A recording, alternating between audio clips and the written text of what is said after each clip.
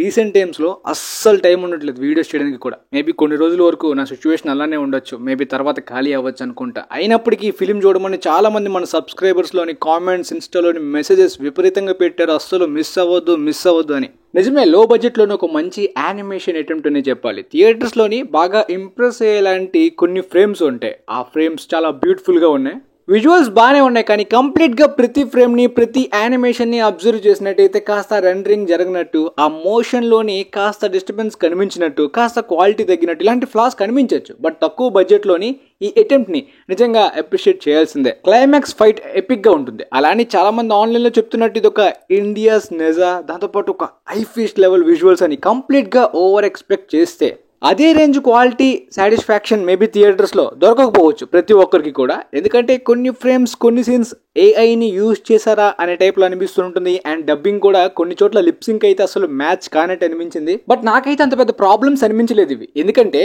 ఒక లో బడ్జెట్లో చేస్తున్న అటెంప్ట్ కాబట్టి పక్కాగా ఇండియాలో అప్రిషియేట్ చేయాల్సిందే అని అనిపించింది. కానీ చాలా వరకు ఓవర్గా ఐ ఫీస్ట్, విజువల్ ఫీస్ట్ అని ఓవర్గా చెప్తున్నారు కదా, ఆ రేంజ్లో ఎక్స్పెక్ట్ చేస్తే పక్కగా ఆ రేంజ్కి మ్యాచ్ కాకపోవచ్చు. కానీ మంచి అటెంప్టే. చిన్నప్పుడు హనుమాన్ లాంటి ఎక్స్పీరియన్స్ నాకైతే ఒక మంచి నాస్టాలజిక్ చాలా ఇష్టం. సో ఆ టైప్లో ఇలాంటి అటెంప్ట్స్ మంచిగానే ఉంది. కాకపోతే ఇక ఈ స్టోరీ టెల్లింగ్ కానీ, ప్రొసీడింగ్స్ కానీ, ఈ డైలాగ్స్ కానీ ఇవన్నీ కూడా కిడ్స్కి టార్గెట్ చేసినట్టు, కంప్లీట్గా ఈ కిడ్స్ జనరేషన్ టార్గెట్ చేసిన ఫీల్ అయితే వచ్చింది. ఆఫ్ కోర్స్ యానిమేషన్ జానరా అంటే కిడ్స్ని టార్గెట్ చేస్తారు. ఈవెన్ హాలీవుడ్లో కూడా ఈ కిడ్స్ని టార్గెట్ చేయడానికి హార్డ్ హిట్టింగ్ ఎమోషన్స్ కానీ, ఫన్ యాంగిల్ కానీ, ఈ కామెడీ ఎలిమెంట్స్ పెడుతూ ఉంటారు. ఆ స్లాప్ స్టిక్ హ్యూమరే నాకు అక్కడ వర్క్ కాలేదు నిజాలోని. కానీ ఇక్కడ ప్రాబ్లం ఎమోషన్స్ అండ్ కామెడీ కాదు.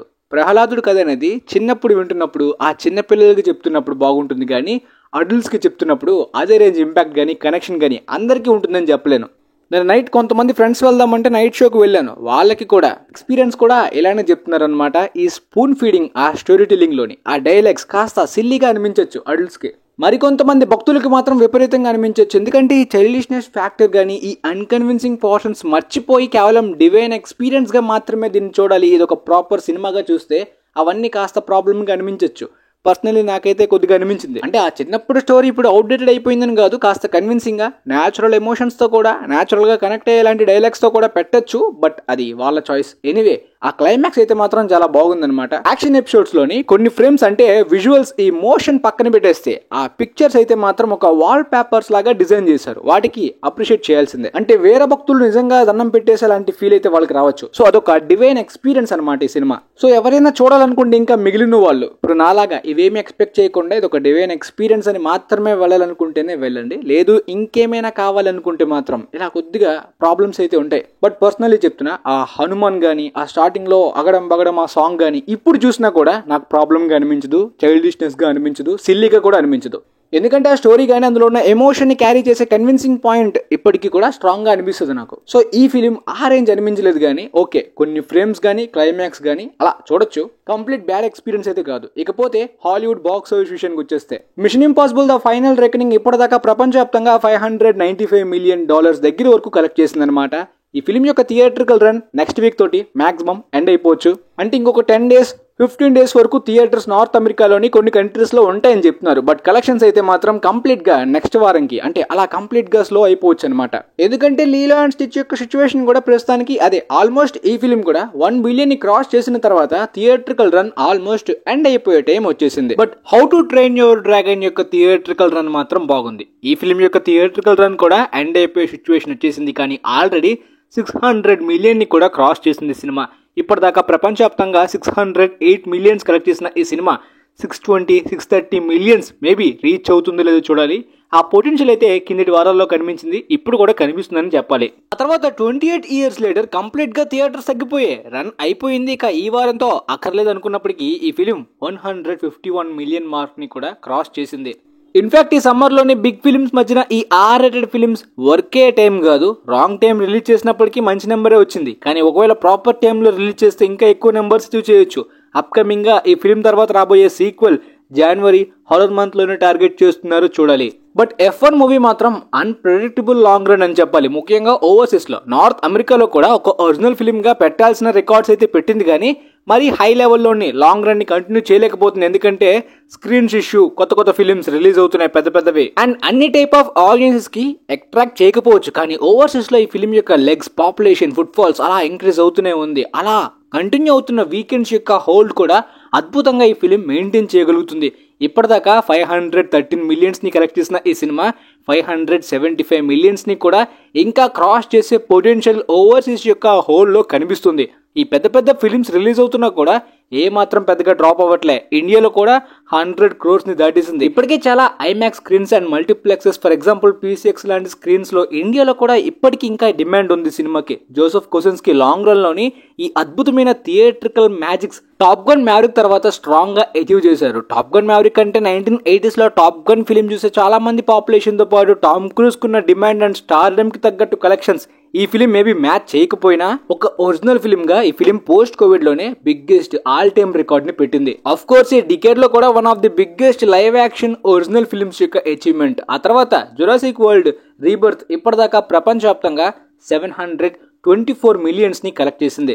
బ్యాడ్ రివ్యూస్ తో ఈ కలెక్షన్స్ ఏంటని చాలా మంది షాక్ అవుతున్నారు, కానీ వాళ్ళకి తెలియదు ఏంటంటే ఈ ఫ్రాంచైజ్ కి ఇంకా పెద్ద పొటెన్షియల్ ఉంది. జురాసిక్ పార్క్ యొక్క బ్రాండ్ డిమాండ్ 1990s నుండి చాలా వరకు ఫ్యామిలీస్, కిడ్స్ కి సమ్మర్ లో ఇలాంటి పెద్ద మాన్స్టర్స్, డైనోసార్స్ ని చూడాలని చాలా ఎక్సైట్మెంట్ ఉంటుంది.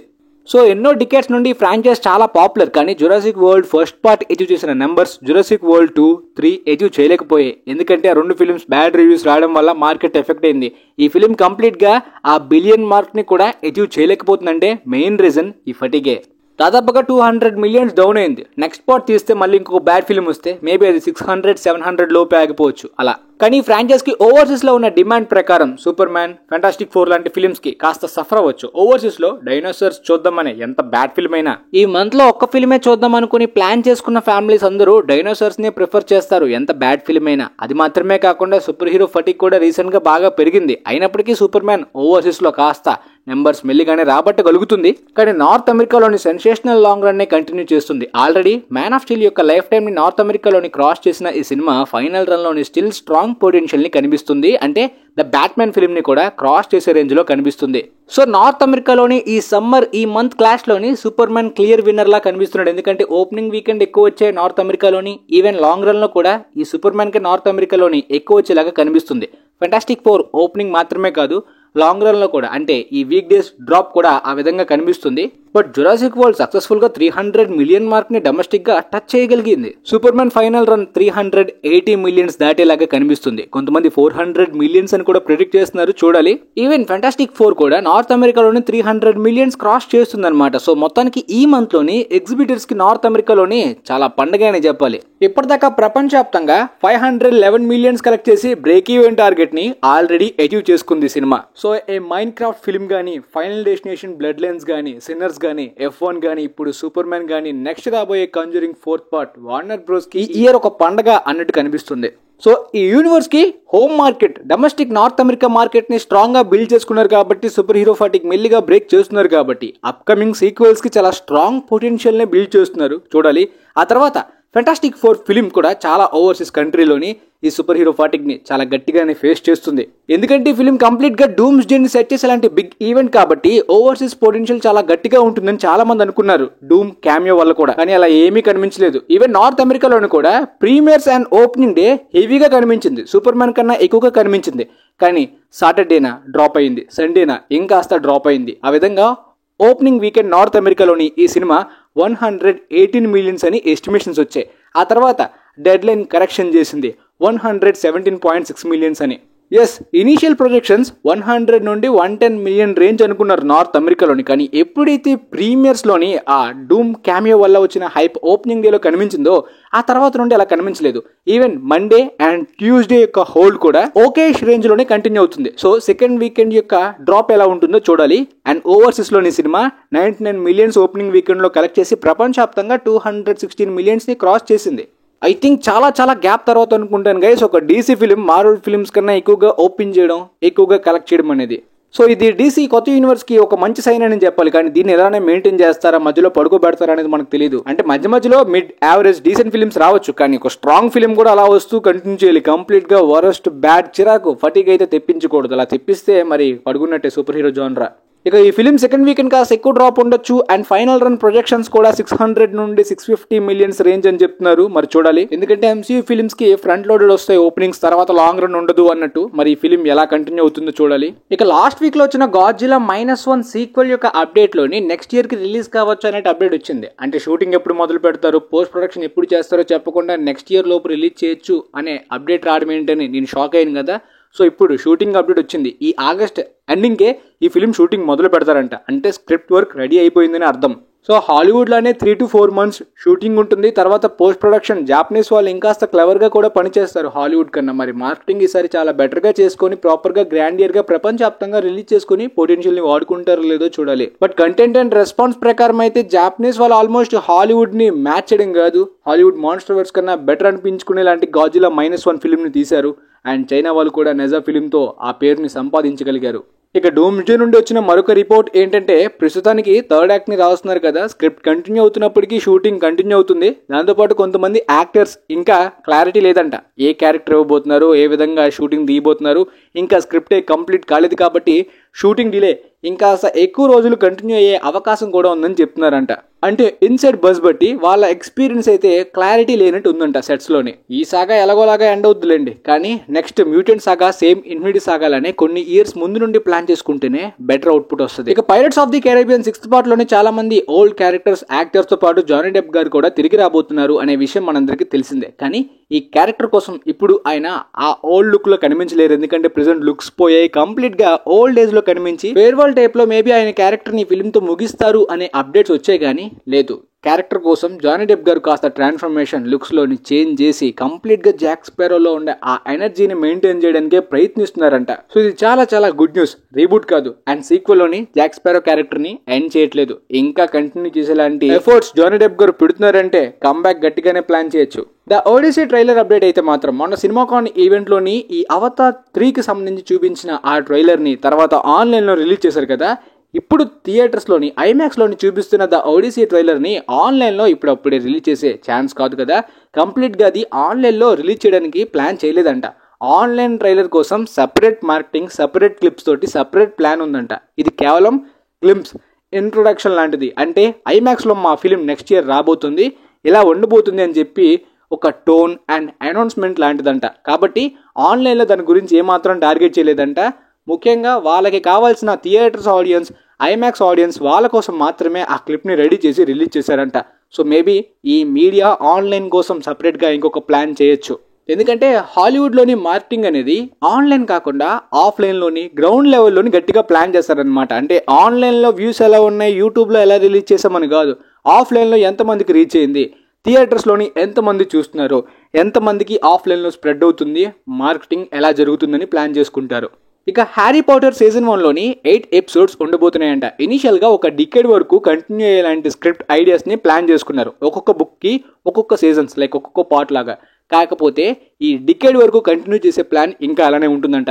లైక్ వాల్యూమ్ 1, వాల్యూమ్ 2 లాగా కూడా మధ్యలో కొన్ని సీజన్స్ వచ్చే అవకాశం ఉంది. దాంతోపాటు షూటింగ్ అండ్ ప్రొడక్షన్ మిషన్లో ఒకవేళ డిలే జరిగినట్టయితే ప్రతి ఇయర్న కూడా ఒక సీజన్ రాకుండా గ్యాప్స్ అయితే మధ్యలో రావచ్చు. ఫర్ ఎగ్జాంపుల్ సీజన్ 1 వచ్చి 2 years తర్వాత సీజన్ 2 వచ్చే ఛాన్సెస్ కూడా ఉన్నాయంట, సేమ్ మూవీస్ లానే and Netflix and other TV shows లానే. అలానే ప్రెసెంట్ మార్వెల్ స్టూడియోస్ వాళ్ళు ఎక్స్మెన్ క్యారెక్టర్స్ కి సంబంధించిన కాస్టింగ్ జరుగుతున్నారనమాట. అంటే డూమ్స్డే సీక్రెట్ వార్స్ లోని ఓల్డ్ యాక్టర్సే ఉండబోతున్నారు, ప్రీవియస్ ఎక్స్మెన్ ఫిల్మ్స్ లో కనిపించిన వాళ్ళు. కానీ అప్కమింగ్ మ్యూటెంట్ సాగాలో కావాల్సిన యంగ్ ఎక్స్మెన్ క్యారెక్టర్స్ కోసం కాస్టింగ్ ప్రెసెంట్ జరుగుతుందంట. కానీ ఏ లిస్ట్ పాపులర్ యాక్టర్స్ని అయితే చూస్ చేయట్లేదంట. సేమ్ ఈ డీసీయూలానే వెబ్ సిరీస్లో పాపులారిటీ ఉన్నవాళ్ళు, ఎక్కువ శాలరీస్ డిమాండ్ చేయని ఫ్రెష్ ఫేసెస్నే టార్గెట్ చేస్తున్నారంట మార్వెల్ వాళ్ళు. ఎందుకంటే ఆ క్యారెక్టర్స్ ఆల్రెడీ పాపులర్ కాబట్టి స్ట్రాంగ్ పాపులర్ యాక్టర్స్ అవసరం లేదు. ఫ్రెష్ ఫేస్ అయినా సరే పాపులారిటీ బజ్ అనేది జనరేట్ అయిపోతుంది. సో వాళ్ళకి తక్కువ శాలరీస్ ఇచ్చి ఎక్కువ బడ్జెట్స్ తోటి మేనేజ్ చేయొచ్చని వాళ్ళ ప్లాన్. అండ్ కంజూరింగ్ ఫైనల్ ఫిల్మ్కి సంబంధించిన న్యూ ట్రైలర్ అనేది ఇవాళ నైట్కి కానీ రేపు మార్నింగ్కి కానీ రావచ్చు. అంటే నిన్నైతే నాకు టుమారో రాబోతుందని వచ్చింది అప్డేట్. సో మనకి నైట్ అంటే వాళ్ళకి మార్నింగ్ వస్తే మనకి నైట్ ఆ టైప్ టైమింగ్స్ ఉంటాయి కాబట్టి నైట్కి లేదంటే రేపటి మార్నింగ్ కల్లా మనకి కంజూరింగ్ ఫైనల్ ఫిల్మ్కి సంబంధించిన ఫైనల్ ట్రైలర్ రాబోతుంది. ఆల్రెడీ ఆ ఫిల్మ్ యొక్క ప్లాట్ స్టోరీ గురించి కంప్లీట్ గా వీడియో చేశాను. మరి ట్రైలర్ లో ఇంకేమైనా ఎక్స్ట్రా డీటెయిల్స్ ఇస్తే చేస్తాను. అలానే స్పైడర్ మ్యాన్ బ్రాండ్ న్యూ డేలో పనిషర్ తో పాటు హల్క్ క్యారెక్టర్ కూడా ఉండబోతున్నట్టు మొన్న అప్డేట్ వచ్చింది కదా. అయితే ఈసారి చూడబోయే హల్క్ అనేది world war, angry, aggressive Hulk అని ఇంతకు ముందు నేను చెప్పాను కదా. సో ఇప్పుడు కన్ఫర్మ్ అయిపోయింది. పక్కాగా మనం ఈసారి చూడబోయేది యాంగ్రీ రేజ్తో ఉండేలాంటి హల్క్ అనమాట. అది డిఫరెంట్ వెర్షన్ హల్కా లేదంటే ప్రజెంట్ ఎంసీయూ వెర్షన్ హల్కా అనేది మనకు తెలియదు, కానీ హల్క్ని అయితే మాత్రం యాంగ్రీగా రేజ్తో చూడాలనుకునే వాళ్ళు ఫిక్స్ అయిపోండి, ప్రిపేర్ అయిపోండి. కాస్త గ్రే షేడ్స్లో కూడా కనిపించే అవకాశం ఉందని కూడా రిపోర్ట్స్ వచ్చాయి ఇనీషియల్గా. అంటే స్పైడర్ మ్యాన్కి ఎగ్నెస్ట్గా చాలా గ్యాప్ తర్వాత చూడాలనుకున్న హల్క్ని చూడబోతున్నారు ఫ్యాన్స్, కామెడీ కోసం కాకుండా. ఎనీవే వచ్చిన అప్డేట్స్ అన్ని మీకు క్లియర్గా అర్థమయ్యాయి అనుకుంటున్నాను. ఇంకా చాలా అప్డేట్స్ ఉన్నాయి, బట్ అవన్నీ చెప్పడానికి టైం సరిపోవట్లేదు కాబట్టి తర్వాత అప్డేట్స్ పక్కాగా వీడియోస్ ద్వారా కవర్ చేయడానికి ప్రయత్నిస్తాను. నాకైతే ఎక్కువ టైం దొరకట్లేదు వీడియోస్ చేయడానికి. సో కొద్దిగా అర్థం చేసుకోండి. వీలైతే ఈ వీడియో మీ ఫ్రెండ్స్లో ఉన్న వాళ్ళకి కూడా షేర్ చేయండి. And thanks for watching guys.